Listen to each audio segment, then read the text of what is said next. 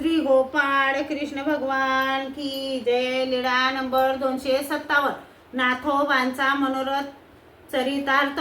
एके दिवशी सर्वज्ञ आसनावर बसलेले होते, तेव्हा कोणीतरी भक्तजन सर्वज्ञांच्या दर्शनाला आले। सर्वज्ञांचे दर्शन झाले, सर्वज्ञांना दंडोते घातले, श्रीचरणा लागले। मग सर्वज्ञांना उपारासाठी विनंती केली, सर्वज्ञांनी विनंती स्वीकारली। मग ते म्हणाले, जी आम्हाला बाजार करून देईल असा एखादा महात्मा द्या। सर्वज्ञ म्हणाले, मंडळिका यांच्यासोबत जा हो जी। नाथोबा गेले, मग त्यांनी सर्वज्ञांसाठी सगळे उत्तम पदार्थ घेतले, उत्तम प्रकारची पूजा द्रव्ये घेतली आले। मग उत्तम प्रकारचा पदार्थाचा उपार तयार केला, सर्वज्ञांना चांगला पूजा वसर केला। ते सर्व पाहून नाथोबा मनोरथ करू लागले, माझ्याजवळ जर काही असते तर मी सर्वज्ञांची यांच्यापेक्षाही चांगली पूजा केली असती। मग सर्वज्ञांसाठी ताट आणले, सर्वज्ञ जेवायला बसले, भक्तजनांना वाढले। तेव्हा नाथोबा पुन्हा मनोरथ करू लागले, हा काय उपार, जर माझ्याजवळ काही असते तर मी याही पेक्षा चांगला उपार